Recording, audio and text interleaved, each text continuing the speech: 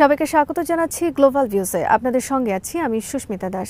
আজ জানাবো আন্তর্জাতিক গণমাধ্যমে আলোচিত সংবাদ ও বিশ্লেষণ। দখলদার ইসরায়েলি বাহিনীর বিরুদ্ধে শক্ত প্রতিরোধ গড়ে তুলেছেন ফিলিস্তিনি যোদ্ধারা। প্যালেস্টাইনিয়ান ইসলামিক জিহাদ আন্দোলনের সামরিক শাখা আল কুদস ব্রিগেডস মঙ্গলবার গাজা সিটির পূর্বে আল তুফা এলাকায় ইসরায়েলি বাহিনীর অবস্থান করা একটি বাড়িতে গাইডেড মিসাইল দিয়ে আঘাত হানার ফুটেজ প্রকাশ করেছে। প্রায় 1 মিনিটের ভিডিওতে ক্ষেপণাস্ত্র নিক্ষেপের প্রস্তুতি পর্ব এবং বাড়ির ভেতরে অবস্থান করা সেনাদের উপর নিবিড় নজরদারির দৃশ্য দেখানো হয়। এরপর সেনাদের লক্ষ্য করে একটি 107mm মিসাইল নিক্ষেপ করা হয় এবং মিসাইলটি নিখুঁতভাবে নির্ধারিত লক্ষ্যবস্তুতে আঘাত হানে। যেদিন কুদসের যোদ্ধারা ইসরায়েলি বাহিনীর ঘাঁটিতে আঘাত হানে সেদিন একই এলাকায় ইয়াসিন শেলতে ইসরায়েলের একটি মার্কাভা 4 ট্যাঙ্কে আঘাত হানেন হামাসের সামরিক শাখা আল কাসাম ব্রিগেডসের যোদ্ধারা। তাছাড়া এই দিন একটি অ্যান্টিপার্সোনাল এক্সপ্লোসিভ ডিভাইসের বিস্ফোরণ ঘটানো হলে কয়েকজন ইসরায়েলি সেনা হতাহত হন। আল মায়দিনের খবরে বলা হয়, ইসরায়েলি বাহিনীর নৃশংস বোমা হামলা এবং অবরোধের পরও গাজার যোদ্ধারা তাদের মাতৃভূমি রক্ষায় প্রাণপণ লড়াই চালিয়ে যাচ্ছেন। দখলদার বাহিনীকে বেকায়দায় ফেলতে সক্ষম হয়েছে প্রতিরোধ গ্রুপগুলোর এই সমন্বিত লড়াই। ইয়েমেনের হুথি আনসার আল্লাহর নেতৃত্বাধীন সশস্ত্র বাহিনীর ধারাবাহিক ক্ষেপণাস্ত্র ও ড্রোন হামলার শিকার হয়ে মার্কিন নৌবাহিনীর বিমানবাহী রণতরী ইউএসএস হ্যারি এস ট্রুম্যান লোহিত সাগর ছেড়ে যাওয়ার প্রস্তুতি নিচ্ছে বলে জানা গেছে। ইয়েমেনের আল মাসিরাহ টেলিভিশন নেটওয়ার্ক মঙ্গলবার মার্কিন প্রতিরক্ষা মন্ত্রণালয়ের একটি সূত্রের বরাতে জানিয়েছে, রণতরী এবং এর সঙ্গে থাকা জাহাজগুলো শিগগিরই ওই এলাকা ছেড়ে যেতে পারে। সূত্রটি বলেছে, ইয়েমেনের বিরুদ্ধে অভিযান চালাতে গিয়ে ইউএসএস ট্রুম্যান সরাসরি আক্রান্ত হয়েছে এবং মনে হচ্ছে রণতরীটি যে কোনো মুহূর্তে লোহিত সাগর ত্যাগ করবে। এর আগে নিয়মিত হামলার অংশ হিসেবে সোমবারও এই মার্কিন রণতরীতে আঘাত হানেন হুথি যোদ্ধারা। এই হামলা ছিল অন্য হামলাগুলোর চেয়ে বড়। এতে নেভাল ইউনিট, ড্রোন ও মিসাইল ফোর্স সমন্বিতভাবে অংশ নেয়। বেশ কিছু ক্রুজ ও ব্যালিস্টিক মিসাইল ব্যবহার করে হামলা চালানো হয়।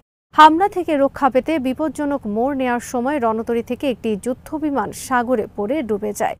তোলার চেষ্টা করা একটি ক্রেনও সাগরে পড়ে গেছে। এ ঘটনার পরপর লোহিত সাগরের উত্তর দিকে চলে যায় এই মার্কিন রণতরী। গাজা উপত্যকায় 2 মাস ধরে চলা সর্বাত্মক ইসরায়েলি অবরোধের তীব্র নিন্দা জানিয়েছে হামাস। তারা বলেছেন, অনাহারকে অস্ত্র হিসেবে ব্যবহার করা যুদ্ধাপরাধ, আন্তর্জাতিক সম্প্রদায়ের প্রতি অবজ্ঞা এবং আন্তর্জাতিক বিচারিক প্রতিষ্ঠানগুলোর প্রতি অবাধ্যতা। গাজায় অবরোধের 60তম দিনে প্রকাশিত এক বিবৃতিতে হামাস বলেছে, খাদ্যের মজুদ কমে গেছে। এর উপর উপত্যকায় নির্বিচার বোমা বর্ষণ চলছে।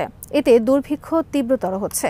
সংগঠনটি বিশ্বের সব দেশ ও প্রতিষ্ঠানকে মানবতা ও ন্যায় বিচারের পক্ষে দাঁড়ানোর আহ্বান জানিয়ে বলেছে, গাজার 22.5 লাখের বেশি মানুষের উপর আরোপিত অবরোধ তুলে নেওয়ার জন্য এবং বিশ্ববাসীর চোখের সামনে চলমান যুদ্ধাপরাধের অবসানে দখলদারদের উপর সর্বশক্তি প্রয়োগ করতে হবে। বিবৃতিতে বলা হয়, আমরা আরব ও ইসলামী দেশ, তাদের জনগণ ও বিশ্বের সব মুক্তিকামী মানুষের কাছে আমাদের জনগণের সহায়তায় এগিয়ে আসার তাৎক্ষণিক পদক্ষেপ নেওয়ার আহ্বান পুনর্ব্যক্ত করছে। ক্রসিংগুলো খুলে দেওয়া, ত্রাণ সরবরাহ অবাধ করা এবং নিজস্ব ভূমিতে আমাদের জনগণের শান্তিপূর্ণ বসবাসকে নিশ্চিত করতে সব স্তর থেকে সর্বোচ্চ প্রচেষ্টা চালানো উচিত। গাজায় ইসরায়েলি আগ্রাসন চলাকালে সাবেক মার্কিন প্রেসিডেন্ট জো বাইডেনের প্রশাসন কখনো যুদ্ধবিরতির জন্য চাপ দেয়নি, এমনটাই জানিয়েছেন ইসরায়েলি কর্মকর্তারা। ইসরায়েলি চ্যানেল 13-এর এক বিস্ফোরক অনুসন্ধানে উঠে এসেছে, বাইডেন প্রশাসন ইচ্ছাকৃতভাবে গাজায় গণহত্যা অব্যাহত রাখতে ইসরায়েলকে নজিরবিহীনভাবে ছাড় দিয়েছে। এমনকি যখন আগ্রাসনের আর কোনো পরিষ্কার সামরিক লক্ষ্য অবশিষ্ট ছিল না, তখনও এই হামলায় সায় দিয়ে গেছে ওয়াশিংটন। ওয়াশিংটনের শীর্ষ কর্মকর্তারাও গোপনে স্বীকার করেছেন, এই আগ্রাসন ছিল লক্ষ্যহীন, শুধু হত্যার জন্য হত্যা, ধ্বংসের জন্য ধ্বংস। 9 জন বর্তমান ও সাবেক মার্কিন ও ইসরায়েলি কর্মকর্তার সাক্ষাৎকারের ভিত্তিতে তৈরি প্রতিবেদনে উঠে এসেছে এই ভয়াবহ চিত্র। যুক্তরাষ্ট্রে সাবেক ইসরায়েলি রাষ্ট্রদূত মাইকেল হার্জগের বরাতে প্রতিবেদনে বলা হয়, ঈশ্বর ইসরায়েল রাষ্ট্রের প্রতি দয়া করেছেন যে এই সময় বাইডেন প্রেসিডেন্ট ছিলেন। আমরা 1 বছরেরও বেশি সময় ধরে যুদ্ধ করেছে, কিন্তু কখনো মার্কিন প্রশাসন আমাদের বলেনি যে এখন যুদ্ধবিরতি করো, কখনো বলেনি। এটা কোনোভাবেই স্বাভাবিক মনে করার বিষয় নয়। চ্যানেল 13-এর ভাষ্য, এই বক্তব্যে স্পষ্ট হয়েছে, বাইডেন প্রশাসনের পক্ষ থেকে নেতানিয়াহুকে গাজায় সামরিক অভিযান চালানোর জন্য পুরোপুরি স্বাধীনতা দেওয়া হয়। যুক্তরাষ্ট্রের সাবেক জাতীয় নিরাপত্তা উপদেষ্টা ইলান গোল্ডেনবার্গ বলেছেন, এই যুদ্ধ ছিল এক প্রকার নির্বিচারে হত্যা ও ধ্বংস, যেখানে কোনো কার্যকর রাজনৈতিক বিকল্প প্রতিষ্ঠার চেষ্টা পর্যন্ত করা হয়নি। প্রকাশ্যে ইসরায়েলকে নিয়ন্ত্রণের দাবি করলেও বাইডেন প্রশাসনের প্রকৃত অবস্থান ছিল ভিন্ন। তারা ইসরায়েলের ওপর কোনো চাপ প্রয়োগ করতে চাননি। এমনকি যুদ্ধাপরাধের অভিযোগ থেকে ইসরায়েলকে বাঁচাতেও সক্রিয় ভূমিকা রেখেছে বাইডেন প্রশাসন। প্রতিবেদন অনুযায়ী ইসরায়েলি প্রধানমন্ত্রী ইচ্ছাকৃতভাবে বন্দি বিনিময় আলোচনাও ভেস্তে দেন, কারণ এতে যুদ্ধবিরতির চাপ তৈরি হতো। মার্কিন কর্মকর্তারা নিশ্চিত করেছেন, যুদ্ধবন্ধের ভয়ে নিজস্ব রাজনৈতিক ক্যারিয়ারের চিন্তা থেকে নেতানিয়াহু আলোচনা ভেঙে দেন। অবরুদ্ধ গাজায় ইসরায়েলি হামলায় মঙ্গলবার অন্তত ৩৮ ফিলিস্তিনি নিহত হয়েছেন, আহত হয়েছেন আরও শতাধিক। এতে করে উপত্যকাটিতে নিহতের মোট সংখ্যা অন্তত ৫২,৩৬৫ জনে পৌঁছেছে। এর মধ্যে গত ১৮ মার্চ গাজায় নতুন করে ইসরায়েলি হামলা শুরু হওয়ার পর থেকে প্রায় ২,৩০০ ফিলিস্তিনি নিহত হন।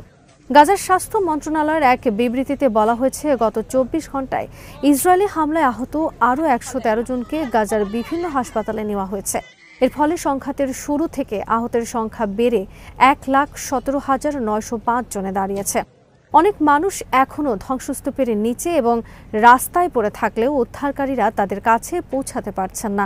গাজার মিডিয়া অফিসের আপডেট তথ্য বলছে, ২০২৩ সালের অক্টোবরে গাজায় ইসরায়েলি হামলা শুরু হওয়ার পর থেকে এই পর্যন্ত নিহতের সংখ্যা ৬১,৭০০রও বেশি হবে, কারণ ধ্বংসস্তূপের নিচে আটকে পড়া হাজার হাজার মানুষ আর বেঁচে নেই বলেই ধারণা করছেন তারা।